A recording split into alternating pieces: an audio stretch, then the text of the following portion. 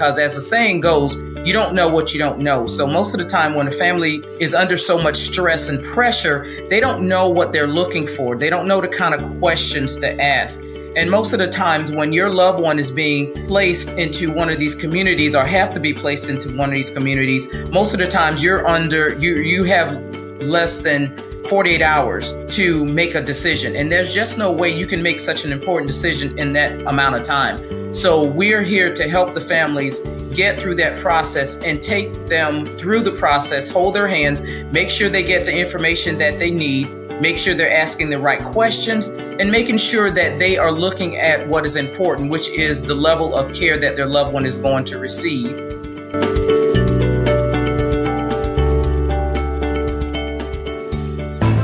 You're an entrepreneur, and you make vital decisions that hopefully blossom into a business. You're the savvy, out-of-the-box risk taker who believes wholeheartedly in the process of innovation. Innovation that will change the world. This is CEO Chat with Gresham Harkless, and you're about to embark on a journey through the awesome world of business. Gresham is the epitome of drive and desire as he works to help support small businesses and entrepreneurship. And you're about to learn from this entrepreneur how you can improve your odds of success in the business world.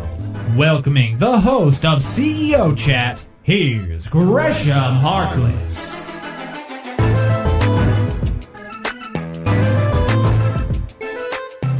Hello. This is Gresham Harkless from CEO Chat, powered by CBNation.co and Blue 16 Media, your choice for all your website design, SEO, and digital marketing needs. And this was an awesome chat with Starla Bryant. Starla is the owner of Assisted Living Locators, a franchise based in Alexandria, Virginia. And drawing from personal experience, she opened her Assisted Living Locator franchise to provide care and guidance to families when they need it the most. After Starla's mother suffered a stroke and she faced the daunting process of finding the right resources and trained caregivers within 48-hour period, she wanted to pay it forward by helping others navigate the system and identify the best options for their loved ones. Now, during the chat, we spoke about her background and, of course, her story, which is definitely a very powerful one, and she has a very strong why. We got an idea of what a typical day in her life is like, and we finally even had an opportunity to drill down on how exactly she helps clients and what that process looks like. Now, this was an awesome chat, so what I want you to do is sit back and enjoy the CEO Chat with Starla Bryant.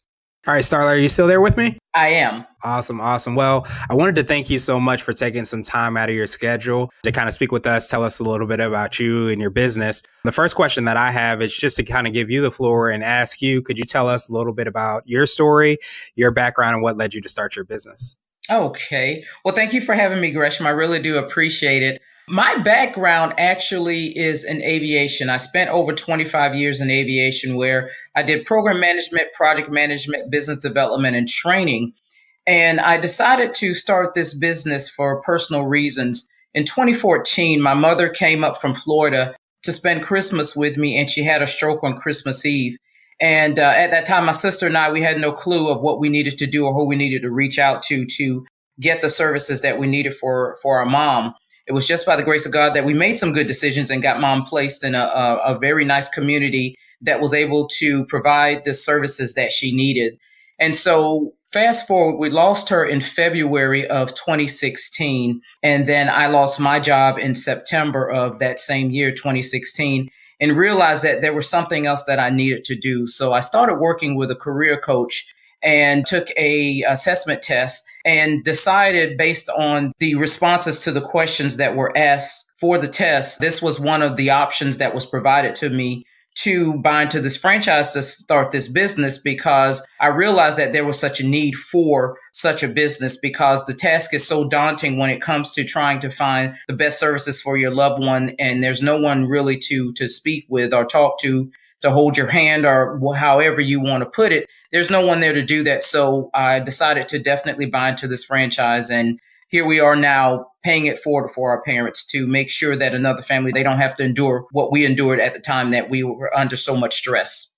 Yeah, I can imagine that. I'm definitely sorry to hear about, your 2016, but Sometimes I always hear like when it's darkest, sometimes dawn comes about. So sometimes the dark times that happen, there's light at the end of the tunnel and things that come about as a result of that. And it kind of sounds like you had that exact same experience. That is correct. That is correct. It seems like when you are under such extreme pressure, you really don't know what you're capable of until it happens. I mean, we go along life thinking that, oh, we are patient, we can do this, we can do that, but we really don't know until we start to have that pressure. I guess you can use the analogy of a piece of coal being turned into a diamond. You really, when it's under, just regular going on about its business, it's just a regular piece of coal. But then when it starts to go under that pressure, that's when it becomes a nice, pretty, beautiful diamond. Yeah, exactly. That's it. It's funny. That's the exact same quote I was thinking of, pressure makes diamonds. And sometimes, you never really you try to prepare for the pressure. You never really like the pressure, but you understand that when you're under the pressure and you're able to kind of fight through it and get through it, then there's something at the end of the tunnel. There's often diamonds that as a result of it. That is correct. That is definitely correct. You just don't know what your limitations are until you're truly put to the test. Exactly. So I guess, could you tell us a little bit about, what it is that you do? So I know you mentioned it a little bit, and it definitely seems that, had the experience with your mother, obviously have a very unique perspective for somebody that might be going through the same things. They may not understand all the different frustrations and difficulties they're going through, but it sounds like largely because of your experience, but also because of the franchise that you end up selecting, you're able to kind of help people with those problems. That is correct. And what we actually do is when a family reaches out to us, when they come to the realization that they need the assistance, whether it be someone to come and assist their families with in-home health or in-home companionship, or if they need to place their loved one in a community, whether it be assisted living, independent living, or a memory care community, we help the families find that perfect fit. And by that, instead of the families having to go out and try to make that determination when they're under so much stress, instead of them trying to make that determination on their own, we're the experts where we can actually do that for those families. And what we do is we will come back to the families after we do get some basic intake information. We will then match up the families with a community, and we will provide the family 2 to 3 options that we can go and tour together so that we can make sure that the family's getting the information and seeing what they need to see. Because as the saying goes, you don't know what you don't know. So most of the time when a family is under so much stress and pressure, they don't know what they're looking for. They don't know the kind of questions to ask. And most of the times when your loved one is being placed into one of these communities or have to be placed into one of these communities, most of the times you have less than 48 hours to make a decision. And there's just no way you can make such an important decision in that amount of time.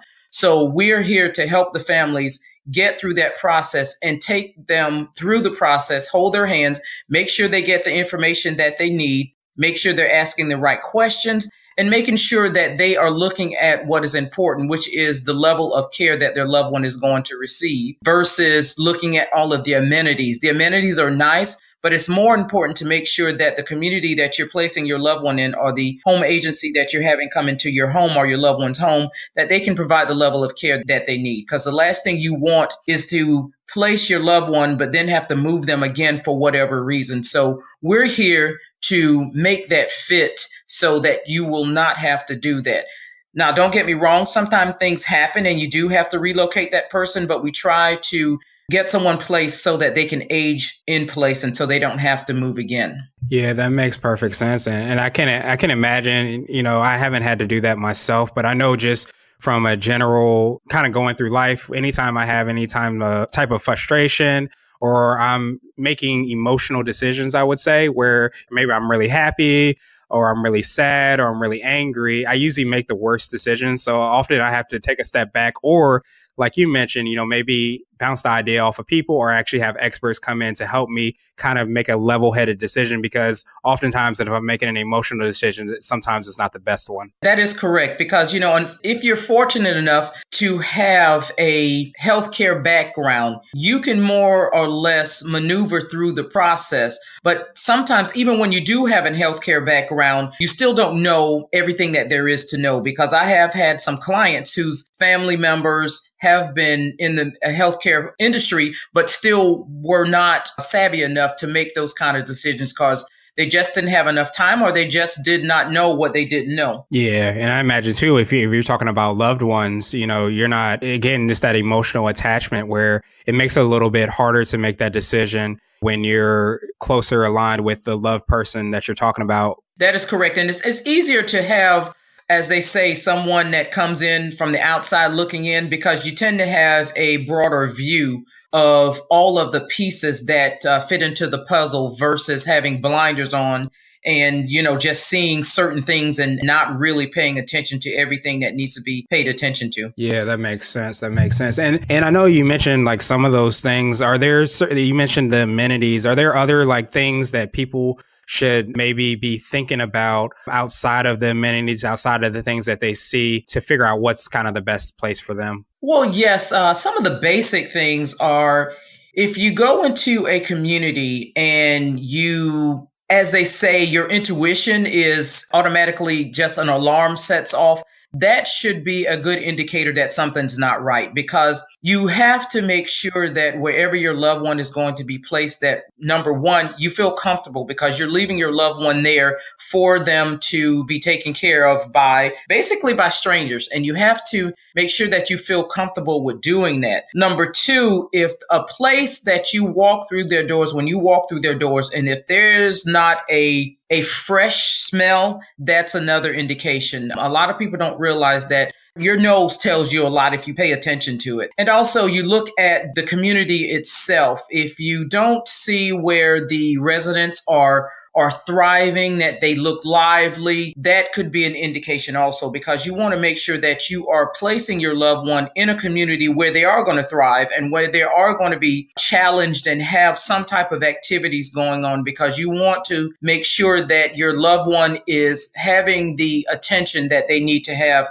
in order to be happy. So that way, when you leave them, when you go home at the end of the day and you leave your loved one, you're not having that guilt saying, well, gosh, I wonder if I made that right decision. I mean, because you're already going to have the guilt enough as it is, because you're having to place them in a community, but you want to make sure that you have the right feeling and you have the right fit for the community when you leave your loved one there. Yeah, that makes perfect sense. Yeah, making sure that to kind of take into account all those different factors to make sure you make the right decision.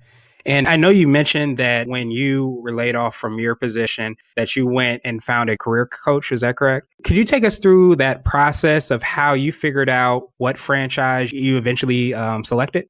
Well, it was based on when I started working with the career coach. He asked me if I had ever taken the what they call the DISC assessment, the DISC assessment, and I had never done that. So he said, let's go ahead and do that. Let's just see what happens. And I took the test, and there were three viable options based on the answers that I gave for the questions. And the top three were, one was a business coaching business, because of my background in business development and training. That was a perfect fit. The next was a window treatment business. And that is because of my degree. My degree is actually in architectural construction. So I have that artsy background where I can see how things are put together. So I could see how that would definitely be a good fit. But like I said, the assisted living franchise was the best fit because of the fact, not only because of the personal experience of what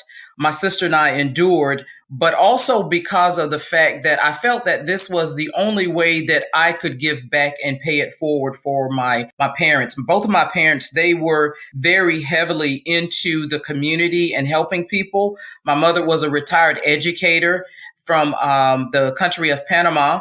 And she came to this country by herself at the age of 16 to go to college. Did not know a soul, but she decided she wanted to, further her education. So she came over here and did what she needed to do and achieved a lot of success and got a couple of degrees. And my dad was a retired coach and he played professional baseball. So both of them were very, very much into the community and giving back. And they continued to give back until they couldn't give anymore.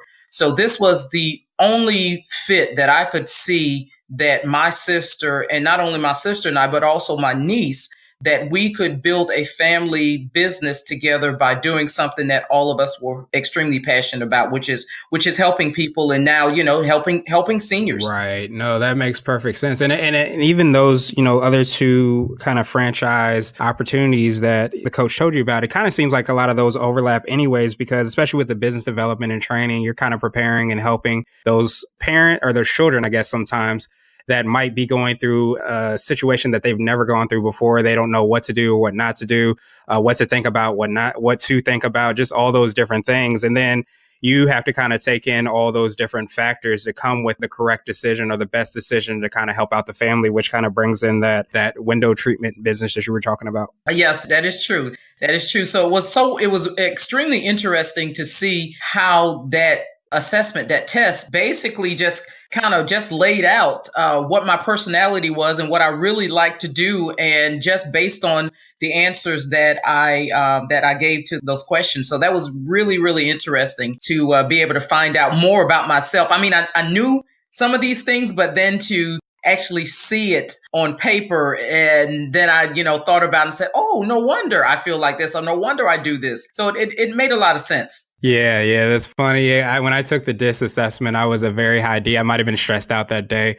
But I love the fact that, you get that kind of self-awareness or learning more about yourself, and you say, okay, yes. Yeah, just like you said, oh, that's why I did that. That's why, when there's a group project, I want to raise my hand and kind of take charge. And that's why this person does that. So it kind of gives you that self-awareness, so you understand where you fit in, where your strengths are, and also, how you can kind of help people out. That is correct. That is correct. Awesome.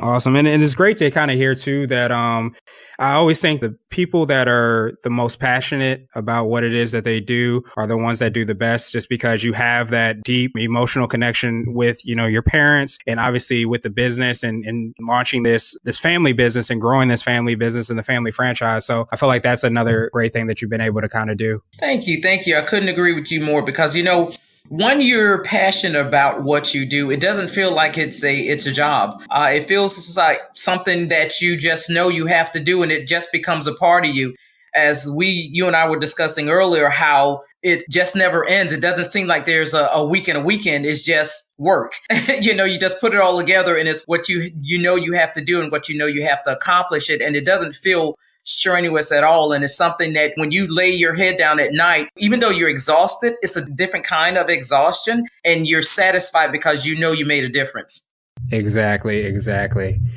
So I know that you have the opportunity to kind of help people out and help, their families make sure that their loved ones find a place. Are there certain maybe partners or good, I guess, like-minded type business and entrepreneurs that you try to connect with? Yes, there are. I try to connect with individuals that are not only in the healthcare industry, but also individuals that are real estate agents, doctors, of course, those that are in the financial industry where they're doing money managing, insurance, any of those type of industries. And the reason for that is because you just never know who's going to need your services, especially in a service like this, because if you really think about it, one day all of us are going to go through whatever it is that we're going to go through when it comes to trying to make a decision for a loved one, whether it be to place them in a community or whether it be to have them have some home care. We're going to have to make that kind of decision. And even just having them go to the hospital, those kind of decisions. So I try to work with, actually I should say I work with anyone, and anyone is a good referral source because of the fact that just because someone does not need my services at that time, they may know someone that could utilize my services. And also I like to try to talk to people, a broad view of people, because of the fact that I want to plant a seed for people to start having that conversation with their loved one of what their wishes are. So even if someone does not immediately need my services, if I can at least just plant that seed so that I could give someone some food for thought, so the next time they see their loved one, they can start that conversation. Mom, dad, aunt, uncle, grandma, grandpa, let's talk about what you would like if the time comes for, where you can't take care of yourself anymore, where you can't live by yourself anymore. What would you like to happen? Also, I work with lawyers and the financial experts because I want to make sure that when a family does come to me, that they could have whatever resources that I have available to them. So for instance, if someone comes and they say, we don't have those important papers in order, like the power of attorney or the will or the advance directive, those type of documents need to be in place sooner than later and before you need them, because you just never know when something is going to happen. So what I do at that time is I go ahead and I put them in touch with someone that could help them go through that process and also get all of those documents in place so that when the time comes, it's all done. And that's one less thing to have to worry about, and that's less stress. Because if you don't have those type of documents in place, when something as stressful as putting a loved one in the hospital or putting them in a community or something like that, if you don't have those kind of documents in place, it's going to be hard, because you cannot do the best for your family or for your loved one. You cannot have their best interests in mind if you're not able to answer for them and do what's best for them, because unfortunately, that's just the way the law is. And you have to have those pieces of document in place before you can answer for your loved one. Yeah, that makes perfect sense. And, these are usually not conversations that people have over the dinner table, I imagine. So sometimes when something does happen, people are kind of just running around trying to figure out exactly what to do, what not to do. But if you're able to kind of take those steps prior to something like that happening, understanding that, we're all getting older, and things will happen, but trying to prepare as much as possible seems like that's along the lines of what you're trying to say. That is correct, because it's better to be, as they say, proactive versus reactive, because you want to make sure that you have a plan in place. And that's what we do with our clients, because once we start working with our clients, I forgot to mention earlier that once we start working with our clients, we continue to work with that client or stay with that family until their loved one passes on. And the reason why we do that is because we know things change, and we want to make sure that we do have a plan in place just in case things change, so the family's not back to square one trying to figure out what is it that I'm going to do, or who do I need to talk to. We already are there with them, still with them, checking on them and their loved one to make sure everybody's still happy and everything is still going according to plan. Yeah, that makes sense. And I imagine, especially, in this Northern Virginia area, I imagine that a lot of times, there might be loved ones that are in different states or, different parts of the country, maybe even from their loved ones. So sometimes having somebody to handle a lot of those things and a point of contact, so to speak, is a great thing to have. It is, because that's less stress on the family. If you know that you have someone that's acting as an advocate for not only your loved one, but for you, you have less stress. You can feel more at ease because you know that that person has your best interest in mind, and they're going to do what's best for you and your family member. Makes sense. Okay. So I guess I know, it's probably harder to do this, but could you take us through what a typical day is like in the life of Starla?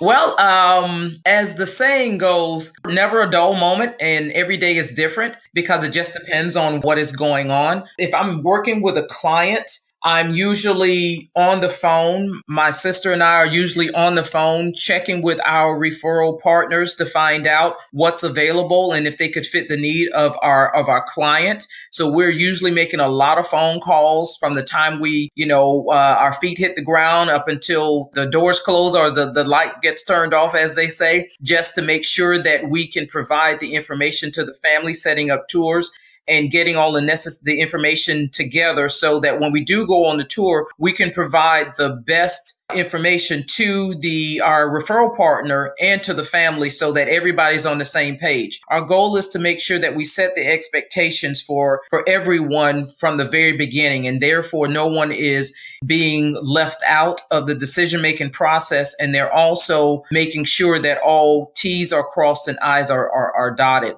If I'm not doing that, I'm actually doing a lot of networking where I'm out and about meeting different people, whether it be going to the different rehab facilities, the hospitals, doctors' offices, communities. I am out and in the community and doing what I need to do in order to make sure people know that our services are here and that our services are also free to the families because we get our compensation from the communities that we partner with and also the home agencies that we work with. So we're out and about every day just trying to get the word out, spread the word, and also trying to get in front of as many families as we can, as many groups, civic groups, church groups as we can, just to give a presentation, as I said, just to plant that seed and give someone the information that they need. Because there's an amazing number of families that do not know that these type of services are available, as we did not know.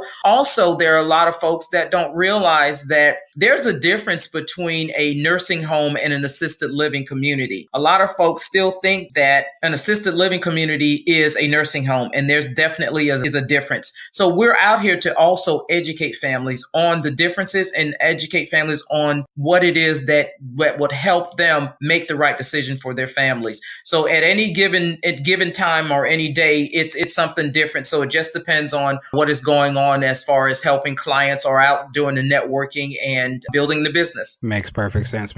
So what is the difference between those two, the assisted living and nursing home?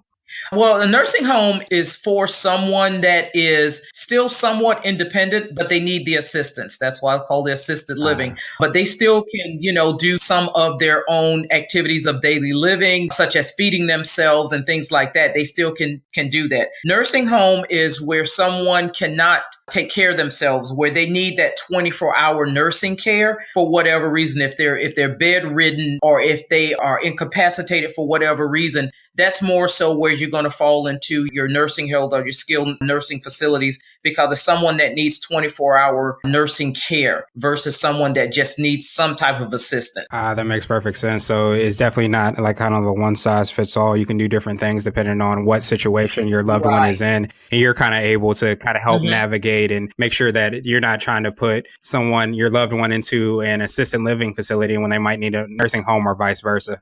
Correct. And also they're starting to build what they call memory communities, which are for folks that have memory or cognitive issues such as dementia, Alzheimer's. They're starting to build a lot of standalone communities because those people need a lot of extra care. They need more care than someone that's in an assisted living community. So it takes special training in order to take care of someone with cognitive issues. So we make sure that that's part of our fit too. When we're talking to a family, we make sure we ask the question whether or not the loved one has any kind of cognitive issues, because then that's another arm or piece of the puzzle that comes into play when it comes to trying to make that perfect fit, because you don't want to place someone that has some type of cognitive issue in an assisted living community if they're not going to get the extra care that they need, because it's very important to make sure that that person is getting that extra care in order for them not to decline as quickly. So what we try to tell families also is when you make decisions like that you realize that you're making the decision for not only your loved one, but you're making that decision for yourself. Because as a caregiver tends to have a lot of stress on their shoulders, because if you think about it, they're not only taking care of their loved one, but they're also doing their daily activities such as going to work, taking care of their families. And there is such thing as caregiver stress. So when we talk to families, we also talk to them about themselves and what they're going through, what the caregiver is going through. And we make recommendations to the caregivers to seek out support. There are support groups out there for caregivers that will help them be able to understand what they're going through, and also for them to realize that they're not alone, that there's a lot of people out there that are going through exactly what it is that they're going through. So just to have that other person, to have someone to, as they say, a shoulder to lean on or a shoulder to cry on, that helps a lot when you're going through such stressful situations. it helps to know that someone else is out there and that you're not by yourself. Yeah, I can imagine. Yeah, during going through a period like that, often you kind of want to retreat away from people and you want to kind of isolate yourself and Right. say it's just me. I'm going through this, or we're going through this as a family, maybe. But the reality is that there's a lot of Mhm. people that are going through a similar situation, and to be able to kind of talk with somebody like you and understand that there's even communities like that exists is kind of huge to be able to kind of get better and be able to kind of Yes. fight through whatever it is that's going on. Yes. Yes, indeed. Awesome, awesome, awesome. So I know you mentioned that one of your big referral partners is the idea of a healthy CEO, which we consider as an entrepreneur, business owner in the health, wellness, sports, and fitness industry. I wanted to ask you, what do you think makes it special and unique about being a healthy CEO? Oh, I think being a healthy CEO is making sure that you have a clear vision of what you want to do. And not only a clear vision, but also have that passion of what you're doing. Because if you don't have the passion, you're not going to give it your all. And I think in order to be a successful entrepreneur, you have to believe in what you're doing. And you also have to believe in yourself. Being an entrepreneur is definitely hard. It's not for, as they say, the faint of heart. It really is not. But you have to be able to pick yourself up when you are down for whatever reason, or if things are not going the way that you would like for them to go. You have to be able to support yourself, and not only support yourself, but don't be afraid to reach out to others to ask for support. Being well-rounded is another attribute that a CEO, healthy CEO needs to have. And from that aspect, I mean, they need to make sure that they build in some time for themselves and their families, and not just take up all their time with the business. Because in order for a business to be successful, in order for a CEO to be successful, you have to be well-rounded, where you have a balance, a work-life balance. And it's harder when you are entrepreneurial to have that work-life balance versus when you're working for someone else. Because when you're working for someone else, most of the time it's usually 9 to 5, whatever the case may be, Monday to Friday, and then you're off on weekends. But when you're running your own business, you're constantly on. You are constantly on. Even when you're on vacation, you are still working your business. You may not be working it as forceful, but you're still working your business when you're on vacation. So in order to be healthy, you have to make sure that you take all of those things in consideration. But I think that the biggest takeaway would be make sure that you have that work-life balance, and make sure you have that passion and that you're happy with what you're doing. Yeah, that makes perfect sense. I think that a lot of times that I feel like as CEOs or entrepreneurs, we kind of have to put or force ourselves to some degree to have that time that's kind of like wind down time, or maybe get away time, so that we are able to recharge. Because I find like entrepreneurs and business owners, we give so much of ourselves that often we have to make sure to refill our cup Yeah. ourselves. We do. And the best way that I found to combat that is to have an accountability partner. I actually have two, my sister and my niece. They are my accountability partners, because they know when it's time for me to, as they say, shut it down, put the pencil down, put the pen down, whatever the case may be. And they make sure that I build in that time for myself, because they know that if I don't build in that time, I'm just going to keep going. That's just the type of person that I am. I'm just going to keep going. And if they don't, constantly get on me and say, okay, TT or Starla, it's time to shut things down, I will definitely keep going. I would definitely keep going. And I do realize that is not a good thing. So I'm glad that I do have them here, and to have an accountability partner is very helpful. Yeah, that's a genius idea to definitely, make sure that you have those things in place, because I always try to remind myself that it's a marathon. So, you take it step by step by step, but, it's a long road. It's not something that you can kind of tackle, one day or one night. You just have to do a little bit and take it step by step by step. Awesome. Correct. Awesome. So I know you're located in the DC, Maryland, and Virginia areas. Could you talk a little bit more about why do you think the DMV or the DC, Maryland, and Virginia area is such a great place to be an entrepreneur or business owner?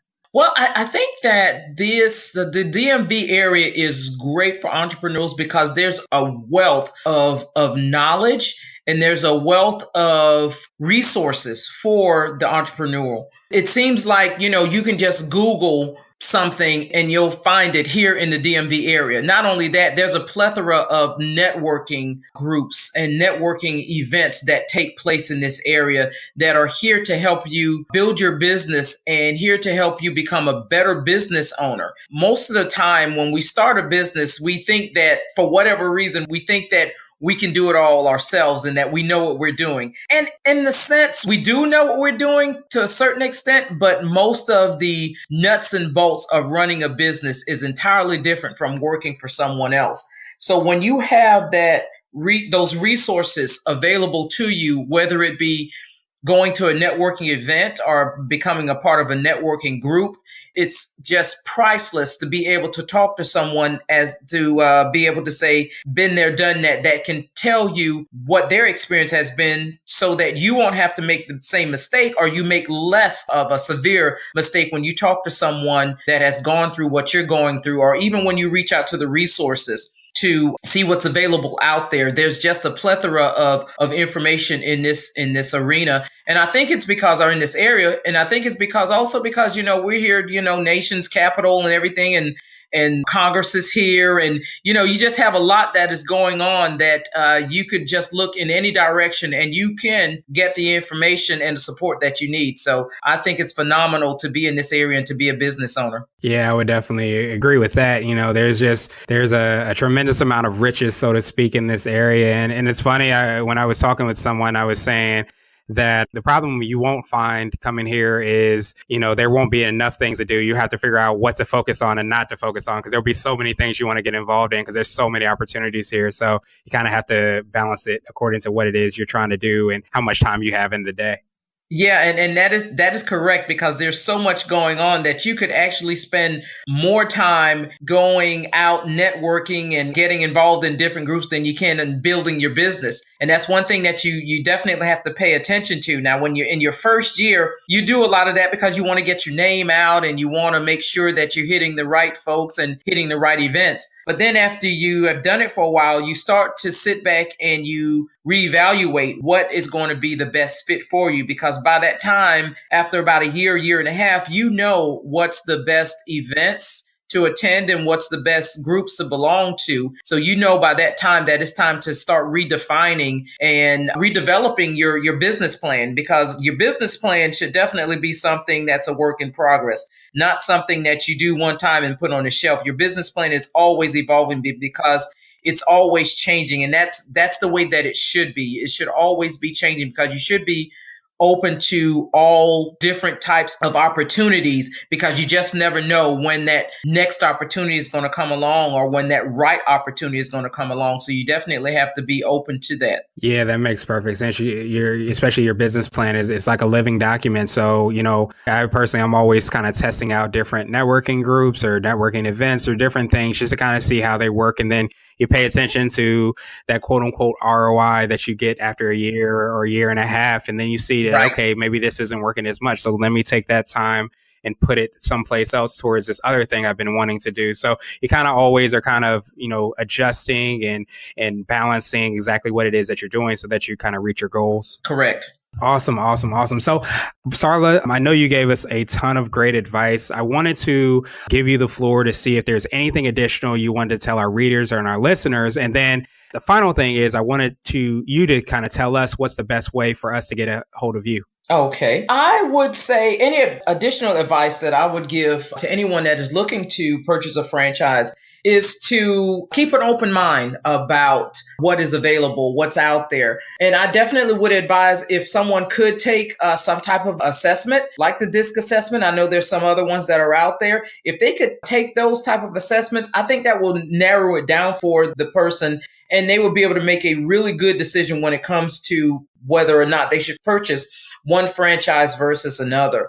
And if whatever franchise they decide to purchase, I would also advise to reach out to existing franchisees and just ask them the hard questions, such things as how long did it take for them to see their rate of investment, return on investment, I should say, or how long, did it take for them to get things up and running, and, those type of questions. But definitely keep an open mind as far as what type of franchises are out there, because I had no clue that this type of franchise was available. I always, when I heard the word franchise, I thought about McDonald's, Burger King, Kentucky Fried Chicken, Chick-fil-A. Those are the franchises that I knew about until I was presented with this opportunity.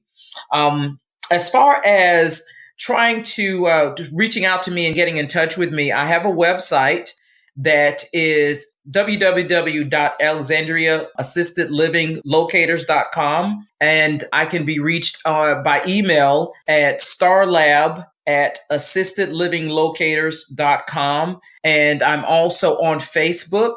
And I am also on the business directory for Alfred Street Baptist Church. I'm in that also. And my office number, I can be reached at 888-350-5788. That's 888-350-5788.